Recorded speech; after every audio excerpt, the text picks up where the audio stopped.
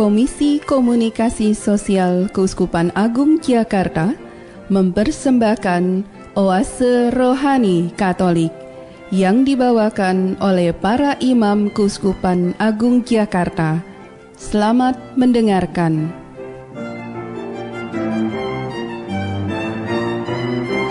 Gembala baik dan murah hati, kita berjumpa kembali hari ini dalam siaran Oase Rohani Katolik di hari Minggu 26 Juni 2016, hari Minggu biasa ke-13. Dan berbahagia sekali karena hari Minggu ini kita ditemani oleh Pastor Bonifacio Oni SDB atau yang kita kenal akrab dengan sapaan Pastor Oni. Dan saya Bernadette Marita akan menemani Pastor Oni dan Anda semua selama 1 jam ke depan. Baiklah, mari kita menyapa salam damai, salam jumpa kepada Pastor Oni yang sudah hadir untuk Anda di hari Minggu yang istimewa ini. Apa kabar Pastor Oni? Kabar baik sekali, apa kabar Marita? Baik juga Pastor. Apa kabar pendengar yang terkasih semuanya? Pasti semuanya baik-baik saja, saya sangat yakin itu. Amin. Baiklah para pendengar setia, kita akan mengawali jumpa kita dengan sebuah doa yang akan dipimpin oleh Pastor Oni. Mari kita siapkan hati kita untuk berdoa. Bapa yang maha baik, terima kasih atas penyertaan-Mu dari malam tadi sampai pada hari ini. Berkatilah kami, berikanlah kami terang-Mu sehingga kami bisa melihat ke depan dari setiap perjalanan hidup kami. Ya Bapa, siapkanlah telinga dan hati kami untuk bisa menanggapi panggilan-Mu untuk melayani di ladang-Mu. Kami mendoakan semua orang-orang yang sedang sakit, khususnya untuk orang tua kami masing-masing. Semoga mereka selalu dalam keadaan yang sehat dan selalu dilindungi oleh berkah-Mu. Demi Kristus Tuhan dan pengantara kami. Amin.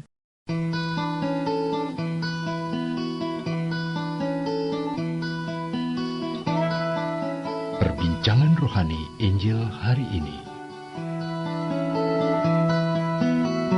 Pendengar setia dimanapun Anda berada yang saat ini tengah menyimak siaran Oase Rohani Katolik, baiklah kita akan menyimak firman Tuhan untuk hari ini dari kitab pertama Raja-Raja, bab 19, ayat 16b dilanjutkan ayat 19 sampai ayat 21.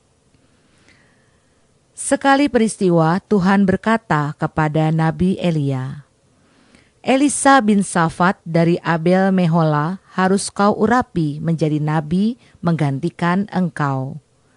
Maka pergilah Elia menemui Elisa bin Safat. Pada waktu itu Elisa sedang membajak dengan 12 pasang lembu, dan ia sendiri mengendalikan yang ke-12. Elia lewat di dekatnya dan melemparkan jubahnya kepada Elisa.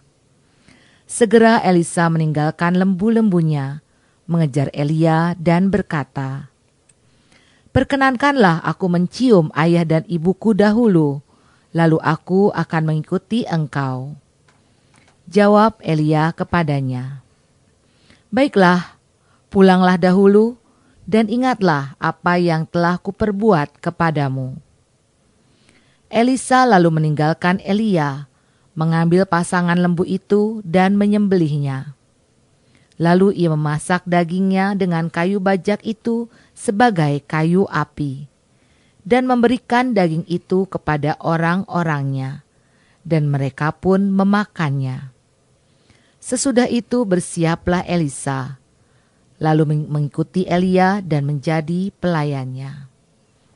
Demikianlah sabda Tuhan. Syukur kepada Allah. Gembala baik dan murah hati, marilah kita simak bacaan dari surat Rasul Paulus kepada jemaat di Galatia bab 5 ayat 1 dilanjutkan ayat 13 sampai 18. Saudara-saudara, Kristus telah memerdekakan kita, supaya kita benar-benar merdeka. Karena itu berdirilah teguh dan jangan mau tunduk lagi di bawah kuk perhambaan. Memang kamu telah dipanggil untuk merdeka. Tetapi janganlah kamu mempergunakan kemerdekaan itu sebagai kesempatan untuk hidup dalam dosa. Melainkan layanilah seorang akan yang lain karena kasih. Sebab seluruh hukum Taurat tercakup dalam satu firman ini. Kasihilah sesamamu manusia seperti dirimu sendiri. Akan tetapi, kalau kamu saling menggigit dan saling menelan, awaslah, jangan-jangan kamu saling membinasakan. Maksudku ialah, hiduplah oleh roh, maka kamu tidak akan menuruti keinginan daging. Sebab keinginan daging berlawanan dengan keinginan roh, dan keinginan roh berlawanan dengan keinginan daging. Karena keduanya bertentangan, sehingga setiap kali kamu tidak melakukan apa yang kamu kehendaki, sebaliknya kamu membiarkan diri dibimbing oleh roh, maka kamu tidak hidup di bawah hukum Taurat. Demikianlah sabda Tuhan. Syukur kepada Allah. Baiklah teman setia, gembala baik dan murah hati, sekarang marilah kita siapkan Injil Lukas bab 9 ayat 51 sampai 62. Mari kita siapkan hati kita untuk menyimak bacaan Injil. Tuhan sertamu. Dan sertamu juga. Inilah Injil Yesus Kristus menurut Lukas. Dimuliakanlah Tuhan. Ketika hampir genap waktunya diangkat ke surga, Yesus mengarahkan pandangannya untuk pergi ke Yerusalem. Maka diutusnya beberapa utusan mendahului dia. Mereka itu pergi lalu masuk ke sebuah desa orang Samaria untuk mempersiapkan segala sesuatu baginya. Tetapi orang-orang Samaria itu tidak mau menerima dia karena perjalanannya menuju Yerusalem. Ketika dua muridnya yaitu Yakobus dan Yohanes melihat hal itu, mereka berkata, "Tuhan, bolehkah kami menyuruh api turun dari langit untuk membinasakan mereka?" Tetapi Yesus berpaling dan menegur mereka, "Kamu tidak tahu apa yang kamu inginkan. Anak manusia datang bukan untuk membinasakan orang, melainkan untuk menyelamatkannya." Lalu mereka pergi ke desa yang lain. Ketika Yesus dan murid-muridnya melanjutkan perjalanan, datanglah seorang di tengah jalan, berkata kepada Yesus, "Aku akan mengikuti engkau kemanapun engkau pergi." Yesus berkata kepadanya, "Serigala mempunyai liang, dan burung mempunyai sarang, tetapi anak manusia tidak mempunyai tempat untuk meletakkan kepalanya." Lalu kepada seorang lain Yesus berkata, "Ikutlah aku." Tetapi orang itu berkata, "Izinkanlah aku pergi dahulu menguburkan Bapakku." Tetapi Yesus menjawab, "Biarlah orang mati mengubur orang mati. Tetapi engkau, pergilah dan beritakanlah kerajaan Allah di mana-mana." Dan seorang lain lagi berkata, "Tuhan, aku akan mengikuti engkau, tetapi izinkanlah aku pamitan dahulu dengan keluargaku." Tetapi Yesus berkata, "Setiap orang yang siap untuk membajak tetapi menoleh ke belakang, tidak layak untuk kerajaan Allah." Demikianlah Injil Tuhan. Terpujilah Kristus. Gembala baik dan murah hati, setelah kita bersama-sama menyimak firman-firman Tuhan untuk hari ini, hari Minggu 26 Juni 2016, marilah kita menyimak inspirasi yang akan disampaikan oleh Pastor Oni untuk Anda semua. Pastor, dari bacaan pertama hari ini, kiranya inspirasi apakah yang ingin disampaikan?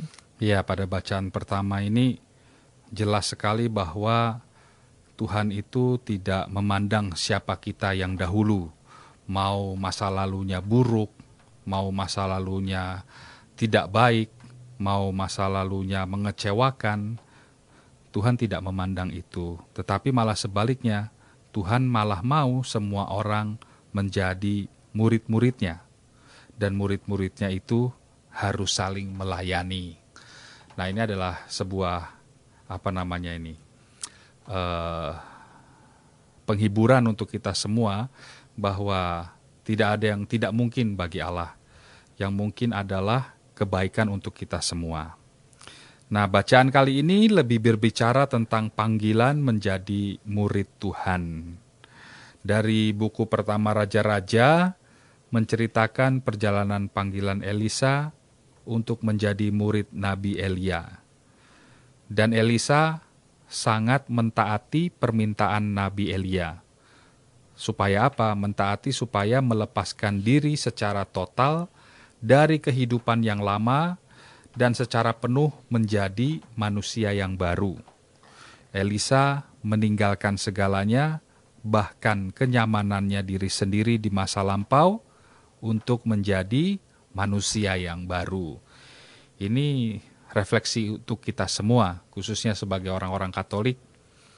Bagaimana kita harus berani meninggalkan masa lalu kita yang bahkan sebenarnya adalah nyaman.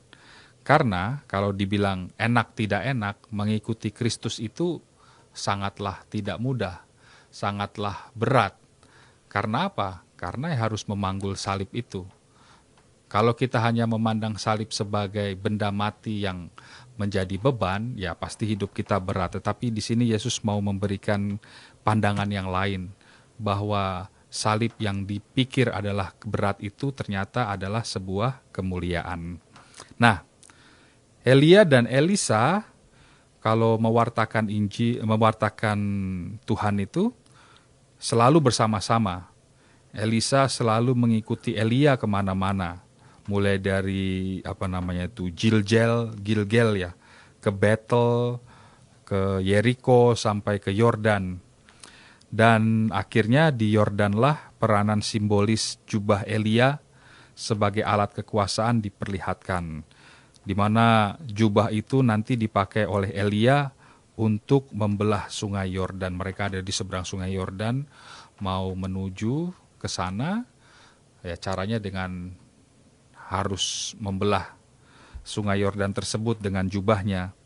Nah, pada saat melintasi, Elia tiba-tiba terangkat ke atas. Tapi di sini Elisa, muridnya, menyadari bahwa kekuatan kenabian nanti itu akan diserahkan kepadanya. Lalu Elisa mengenakan jubahnya Elia, lalu menyeberangi sungai Yordan, dan di sana dia bertemu dengan orang-orang yang baru, orang-orang yang kemudian menjadi pengikut-pengikutnya. Kebesaran Allah yang tadinya ada pada Elia, kini berganti kepada Elisa, menaungi Elisa.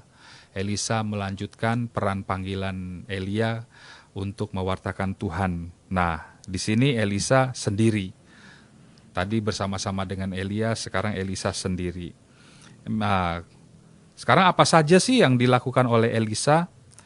Banyak sekali hal-hal yang Elisa lakukan dalam nama Tuhan untuk mewartakan kebesaran nama Tuhan. Yang pertama, dia menyehatkan air supaya air tersebut bisa memberikan kesuburan dan kesehatan untuk masyarakat. Kemudian adanya kutukan-kutukan kepada orang-orang yang melecehkan nabi-nabi.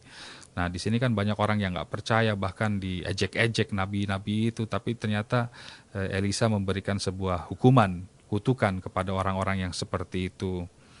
Elisa memperbanyak minyak di rumah seorang janda. Elisa juga menghidupkan anak yang sudah mati. Elisa juga memperbanyak roti, kemudian menyembuhkan orang yang sakit, si Naaman itu. Dan pada akhirnya, pada saat meninggal, Elisa tidak melanjutkan kepada penerusnya atau penggantinya. Sama seperti Elia, ada suasana kayak keajaiban ya, mengiringi kematiannya.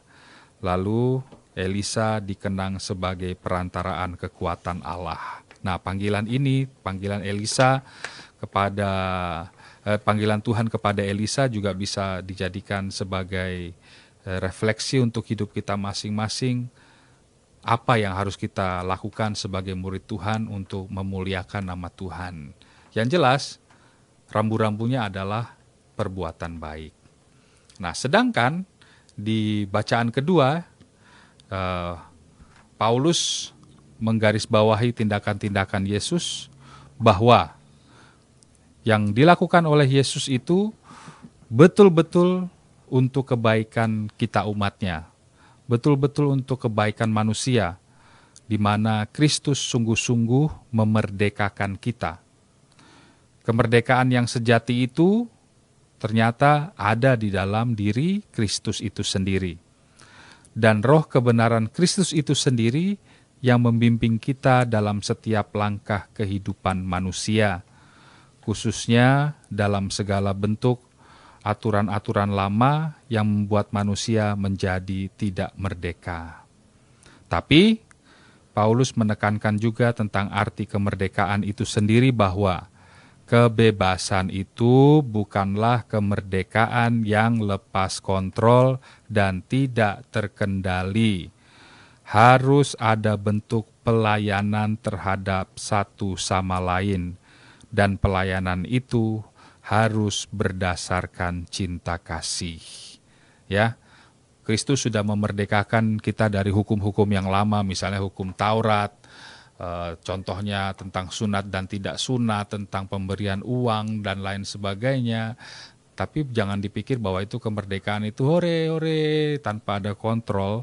Di sini ditekankan kembali rambu-rambunya adalah yang namanya kebebasan, sebuah pelayanan yang didasari oleh cinta kasih. Artinya tanpa batas, universal, dan tidak membeda-bedakan. Pelayanan yang diberikan harus dijalankan dengan sikap rendah hati. Melakukan tindakan itu seperti seorang hamba. Maksudnya Paulus bahwa kita dulu, sebelum kedatangan Kristus, manusia diperhamba oleh pernak-pernik duniawi atau malah tuntutan hukum Taurat. Tapi saat Yesus mengalami kematian, yang mana kematian itu dikutuk oleh Taurat, Yesus dibangkitkan dari kematian oleh Allah. Hal itu menjadi bukti bahwa Yesus adalah yang berkenan di mata Allah, menjadi bukti bahwa Yesus dicintai oleh Allah. Yesus sepenuhnya taat kepada Bapanya, dan dengan membangkitkan Yesus, artinya Allah membatalkan hukum Taurat. Dan dalam Kristus, kita memiliki kemerdekaan baru, yaitu kemerdekaan seperti Yesus yang melayani. Dalam Kristus, yang namanya perbedaan-perbedaan itu tidaklah menjadi penting lagi. Yang paling penting sekarang adalah iman yang bekerja oleh cinta kasih, yang saling memberi pelayanan. Dan pelayanan itu harus dilaksanakan secara terus-menerus, menjadi cara hidup, menjadi gaya hidup, bukan tindakan individualis, serta tindakan dengan sesama haruslah seperti buah-buah roh. Ya, baik, terima kasih Pastor Oni. Di bagian pertama ini berarti kita harus meniru ataupun melihat pelayanan yang dilakukan oleh Elisa dan Elia. Elisa sebagai pengganti dari Elia ya Pastor ya. Ya, betul sekali. Dan bagaimana pelayanan Elia itu pelayanan yang tulus tentunya, dan dia juga melakukan pelayanan dengan rambu-rambu, bahwa pelayanan itu adalah rambu-rambunya apa Pastor Oni? Ya, jadi rambu-rambunya itu langsung ditekankan pada bacaan kedua oleh Paulus, bahwa pelayanan itu harus berdasarkan cinta kasih. Ya, jangan lupa. Iya. Artinya cinta kasih ya untuk semuanya, universal, tidak membeda-bedakan, tidak mencari pamrih, tidak mencari nama. Nah, ini yang sebenarnya harus kita perhatikan masing-masing di dalam setiap pelayanan kita. Karena nih, ya kita ngomong aja, pasti para pendengar yang terkasih ini pernah mengalami gontok-gontokan di dalam kelompok pelayanannya. Aku nggak cocok sama dia, aku harus pindah paroki untuk melayani, seperti itu ya. Aku tidak cocok dengan dia, aku pindah ke kelompok yang lain. Nah ini, masalah pasti ada, tetapi kita harus meyakinkan diri kita sendiri bahwa aku ini melayani Tuhan. Nah kalau di situ kita sudah tahu, maka arti cinta kasih dan kerendahan hati itu bisa kita sampaikan kepada orang yang kita layani. Orang melihat sosok Kristus dalam diri kita, bukan sosok egoisme dalam diri kita sendiri. Ya, mantap sekali Pastor Oni. Terima kasih bahwa kita dalam melayani harus melihat sosok Kristus dalam diri orang tersebut juga ya. Iya, betul. Berarti kita pun dalam yang dilayani oleh seorang yang melayani tersebut tidak memandang orang ini karena sesuatu ataupun orang ini hebat, tapi ada Kristus yang dalam orang tersebut yang berbagi untuk kita. Baik, terima kasih Pastor. Kita hentikan dahulu bagian pertama ini ya. Pendengar yang terkasih, marilah kita resapkan bagian pertama ini dari Pastor Oni, yaitu tentang bagaimana kita bisa melayani dengan rendah hati, dengan tulus dan ikhlas seperti Yesus Kristus melayani kita semua, sambil kita menyimak sebuah lagu.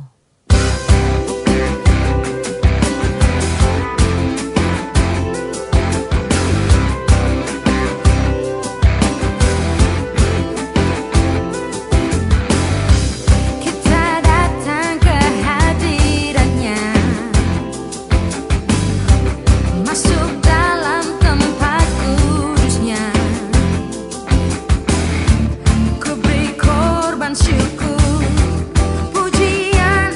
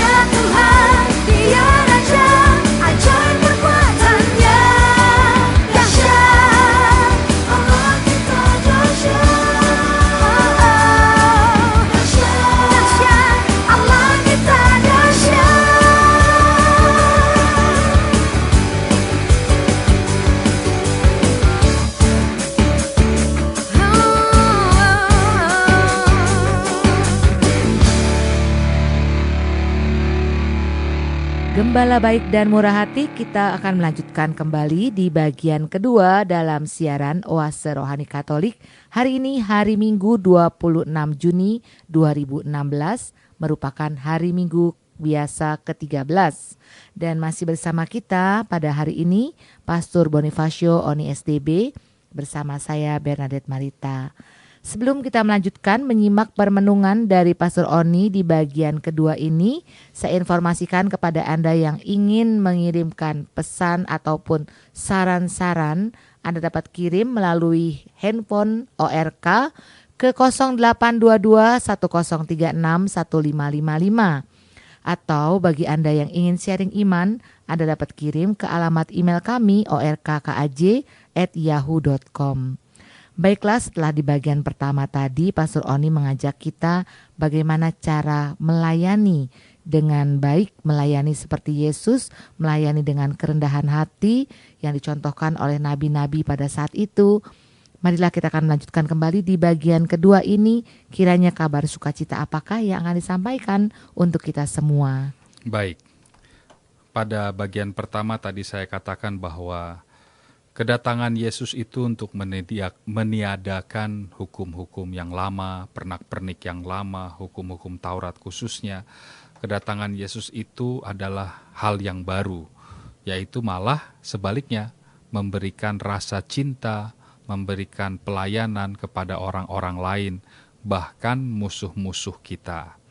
Nah, di bagian Injil ini, Yesus ingin mengajak kita bagaimana supaya kita pun terpanggil untuk mewartakan cara pelayanannya, yaitu mewartakan cinta kasih yang rendah hati kepada semua orang. Nah, lewat bacaan Injil ini, khususnya sang penulis yaitu Lukas ingin memperkenalkan dua hal. Yang pertama adalah Yesus sendiri, dan yang kedua adalah gereja. Gereja yang dalam diri mereka mengikuti Yesus dalam perjalanannya ke Yerusalem. Nah, di mana Yesus mulai mengumpulkan para murid-murid dan mulai mendirikan kelompok awalnya. Dari sini kita bisa mengetahui siapa murid-murid awal itu, para rasul itu, dan kelompoknya mulai berdiri dan mulai menyebarkan ajaran-ajaran baru, ajaran-ajaran yang sangat berbeda dengan perjanjian lama. Yesus memanggil sekelompok orang untuk mengikutinya dan diharapkan mereka membantu Yesus untuk menggerakkan orang-orang lain kepada jalan dan bentuk pertobatan, serta mau menerima kerajaan Allah. Apa maksudnya bentuk pertobatan? Sama seperti Elisa tadi, meninggalkan cara hidup yang lama, bahkan kenyamanan-kenyamanannya, menuju kepada cara hidup manusia yang baru, yang berdasarkan cinta kasih, yang melayani. Dalam perjalanannya, para murid yang dipilih oleh Yesus harus siap dengan mendapatkan perlakuan yang tidak baik dari orang-orang yang ditemuinya. Memang perjalanan bersama Yesus adalah langkah maju menuju peninggian untuk memenuhi rencana Allah, tetapi harus siap juga menuju jalan perendahan yang diterimanya dari orang-orang sekitar. Jadi, dalam melayani Yesus, kita pun harus siap bahwa mungkin nanti kita dikecewakan oleh orang-orang yang kita layani. Mungkin di situ kita malah mendapatkan batu sandungan. Mungkin dalam pelayanan kita kok kita malah dijelek-jelekkan. Di sini Yesus sudah memberitahu dari sekarang. Pada saat kita melayani, membawa nama Tuhan yang baik, ada pasti halangannya. Sekarang tergantung pada diri kita sendiri, kita mau menjalaninya terus atau mundur ke belakang. Nah, misalnya seperti sikap permusuhan dari orang-orang Samaria.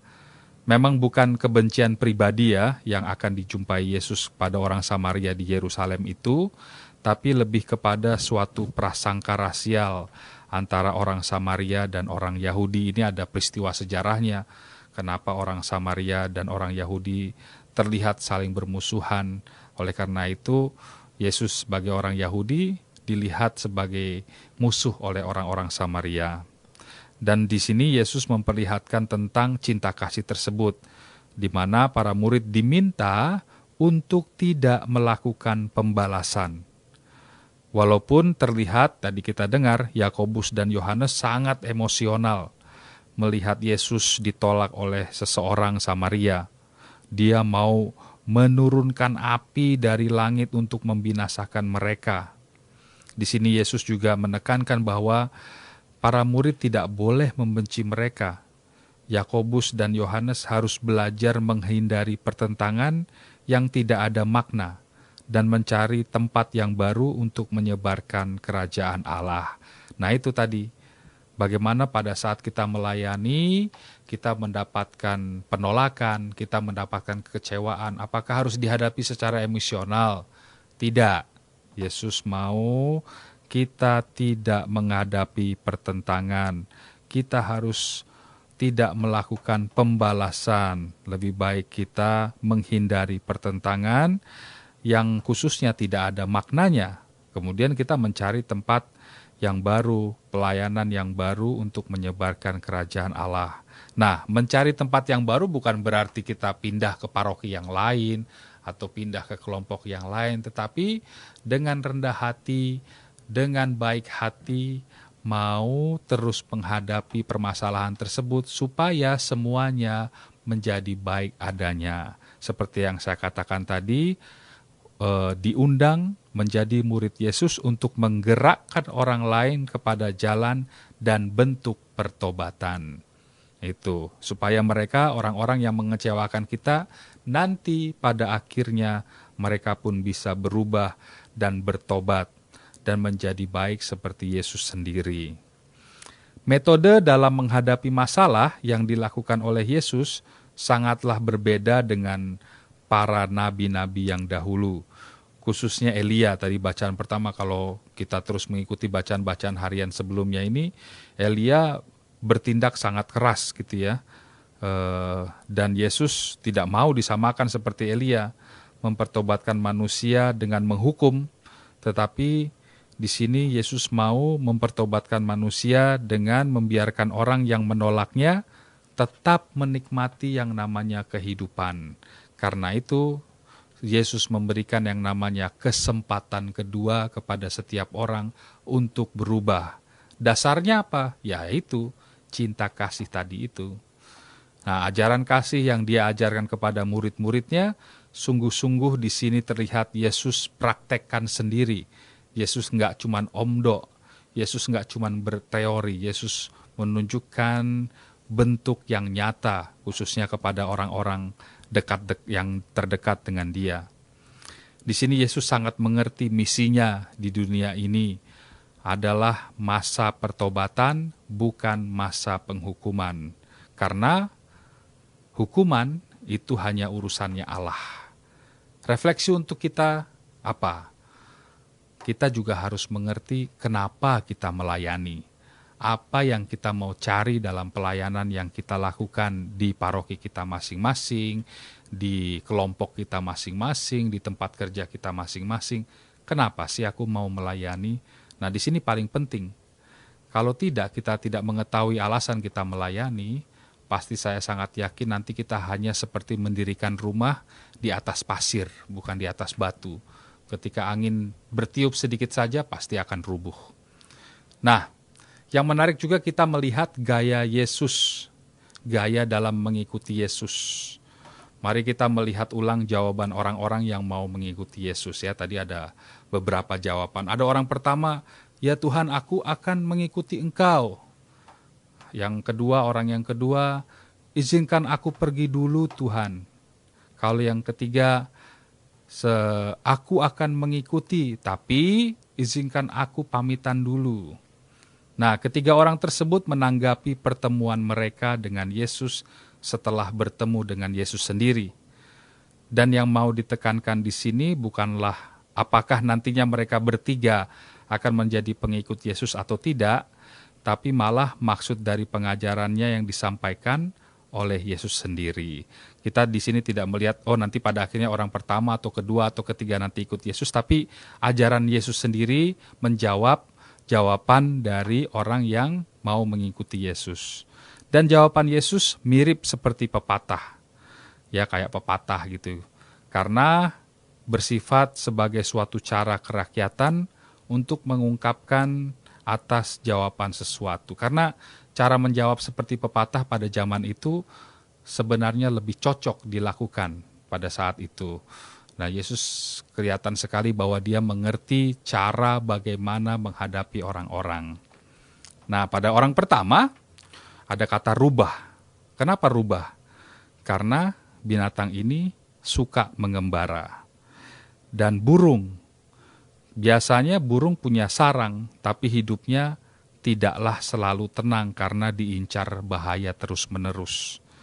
Yesus seperti seorang pengembara yang sering ditolak dan dimusuhi, dan jalan yang ditempuh oleh Yesus tidaklah aman.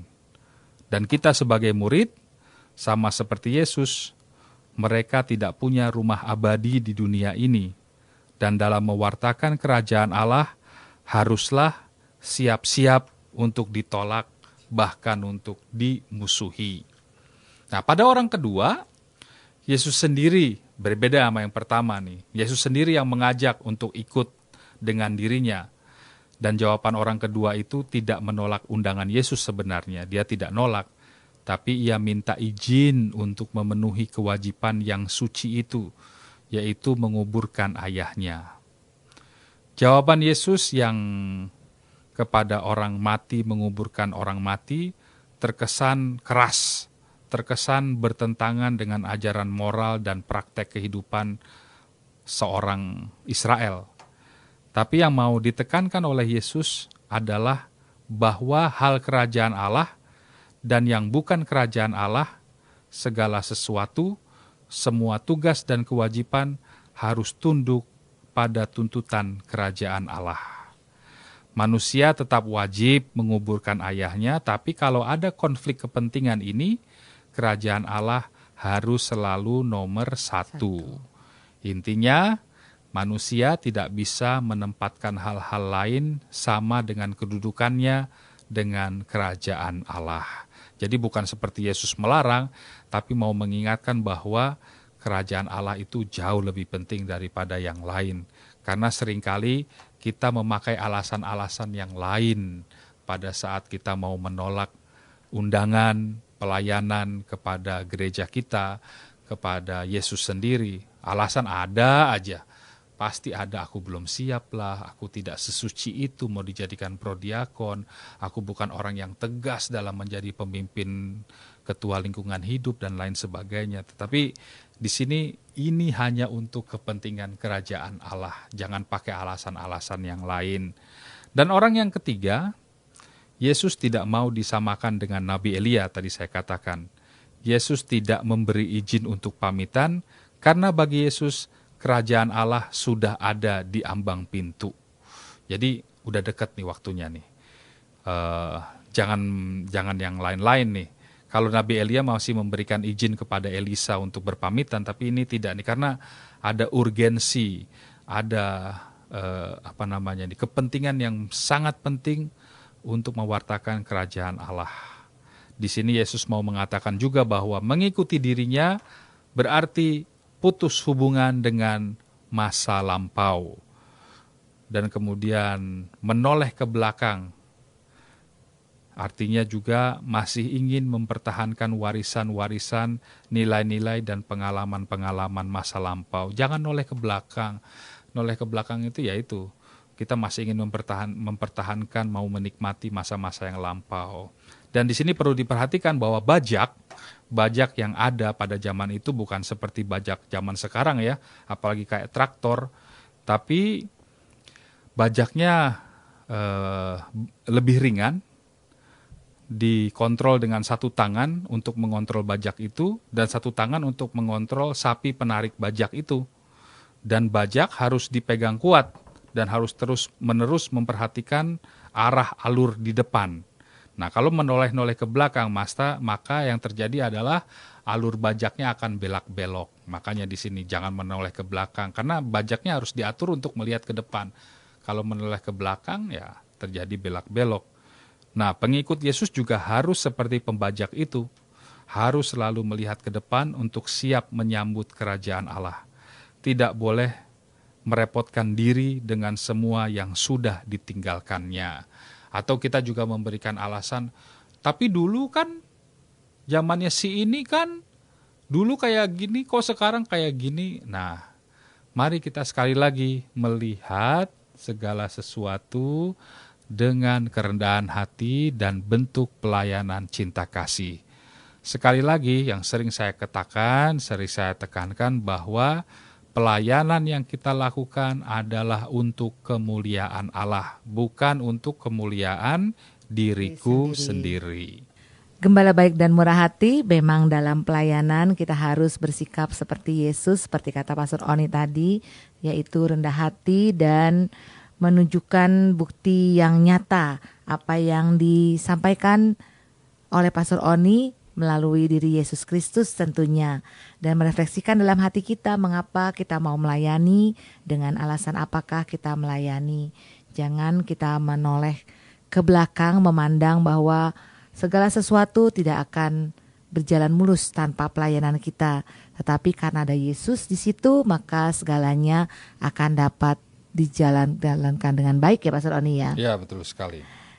Nah, pendengar yang terkasih, gembala baik dan murah hati, maka dengan demikian kita harus berpisah di hari ini, hari Minggu 26 Juni 2016, Minggu biasa ke-13. Maka Pastor Bonifacio Onis DB dan saya Bernadette Marita undur pamit dari ruang dengar Anda.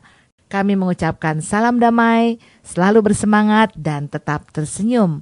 Kita akan tutup jumpa kita pada hari ini dengan doa yang dipimpin oleh Pastor Oni dan berkat Tuhan. Doa dan berkat Tuhan melalui Pastor Oni. Mari kita siapkan hati kita untuk berdoa.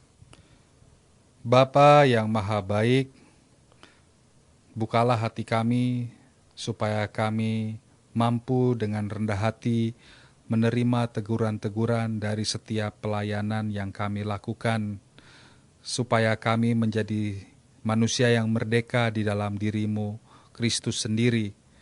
Bantulah kami selalu supaya dalam pelayanan kami nanti adalah yang dimuliakan cuma nama-Mu, bukan untuk diriku sendiri. Ya Bapa, kami mendoakan untuk orang-orang yang sedang sakit, semoga mereka cepat sembuh dan dapat kembali kepada aktivitasnya masing-masing, melayani Engkau di dalam komunitasnya masing-masing. Demi Kristus Tuhan dan pengantara kami. Amin. Tuhan sertamu. Dan sertamu juga. Semoga saudara-saudari diberkati, dibimbing dan dilindungi oleh Allah yang Maha Kuasa, Bapa dan Putra dan Roh Kudus. Amin.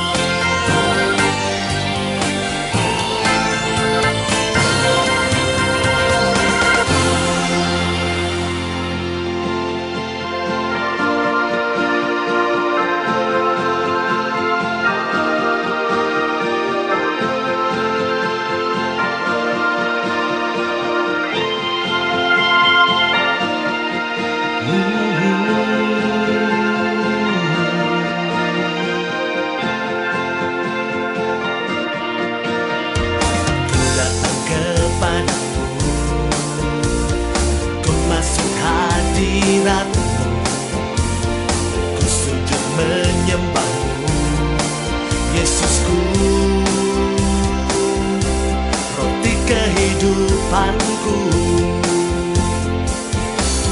jangan pandang dosaku, tapi pulihkan hatiku, hati baru bagimu, Yesusku,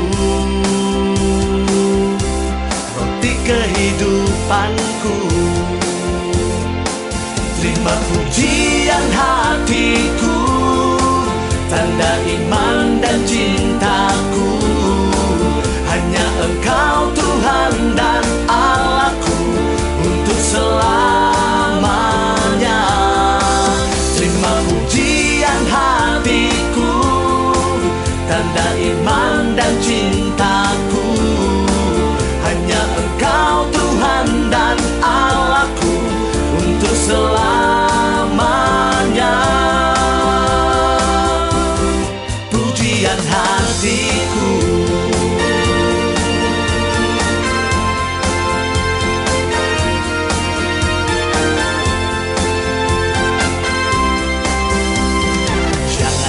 tentang dosaku, tapi pulihkan hatiku, hati baru bagimu, Yesusku. Roti kehidupanku, terima pujian hatiku, tanda iman dan cintaku. Hanya Engkau Tuhan dan Allahku untuk selamanya.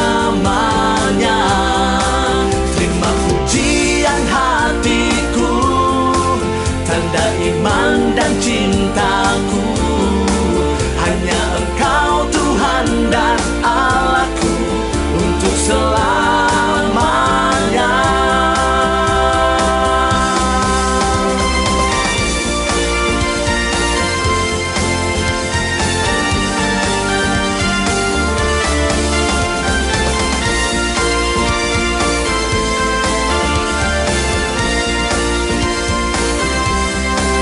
Terima pujian hatiku, tanda iman dan cintaku. Hanya Engkau Tuhan dan Allahku untuk selamanya. Terima pujian hatiku, tanda iman dan cintaku. Hanya Engkau Tuhan dan Allahku untuk selamanya. Pujian hatiku,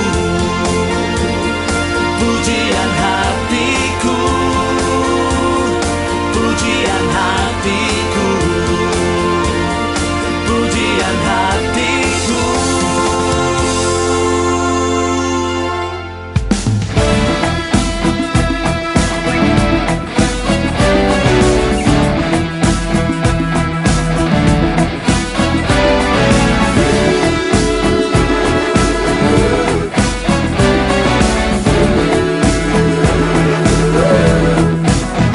Dengan sukacitaku kan menari, dengan sorak-sorai memuji. Ku naikkan pujian, haleluya, nyanyi bagi Dia Sang Raja, nyanyi bagi Dia Sang Raja.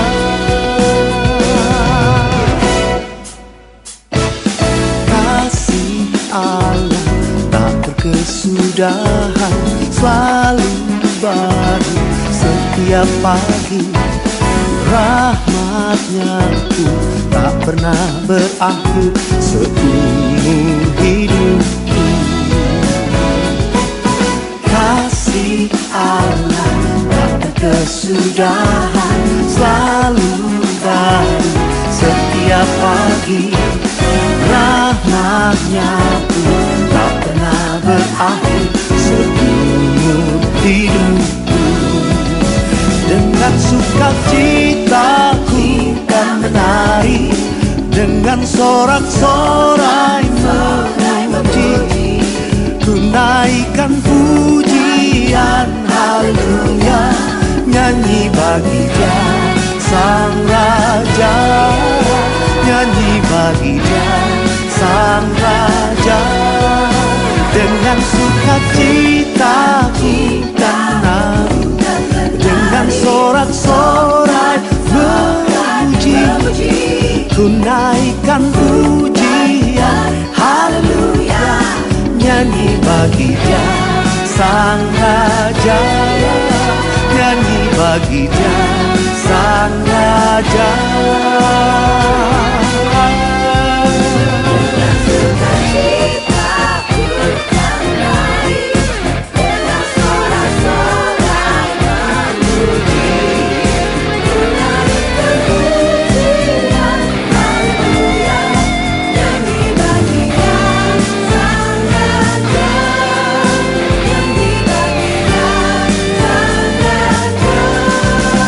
Dengan sukacitaku kan menari, dengan sorak-sorai memuji.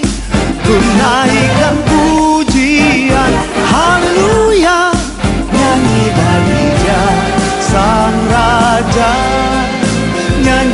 bagi Dia Sang Raja, nyanyi bagi Dia Sang Raja, nyanyi bagi Dia Sang Raja. Selamanya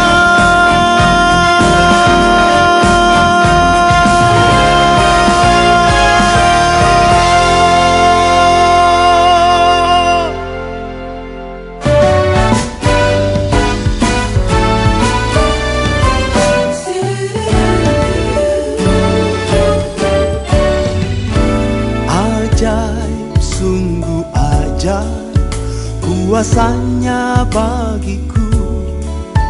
Ajaib, sungguh ajaib anugerahnya dalam hidupku. Ajaib, sungguh ajaib kasih Yesus bagiku. Betapa heran ku menyaksikan perbuatannya yang ajaib. Setiap hari ku menikmati berkat yang melimpah. Sepanjang hidupku merasakan kebaikannya, kasih setianya. Ajaiblah Tuhan Yesusku, ajaib selamanya. Haleluya, ku puji namanya. Ajaib, sungguh ajaib kuasanya bagiku. Ajaib, sungguh ajaib anugerahnya dalam hidupku. Ajaib, sungguh ajaib kasih Yesus bagiku. Betapa heran ku menyaksikan perbuatannya yang ajaib.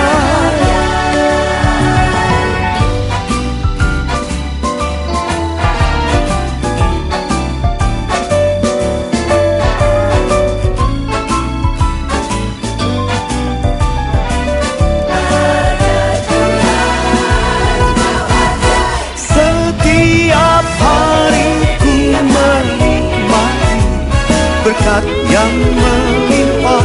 Sepanjang hidupku merasakan kebaikannya, kasih setianya. Ajaiblah Tuhan Yesusku, ajaib selamanya. Haleluya, ku puji namanya. Ajaib, sungguh ajaib kuasanya bagiku. Ajaib, sungguh ajaib anugerahnya dalam hidupku. Ajaib, sungguh ajaib kasih Yesus bagiku. Betapa heran ku menyaksikan perbuatannya yang ajaib. Betapa heran ku menyaksikan perbuatannya yang ajaib. Betapa heran ku menyaksikan perbuatannya yang ajaib.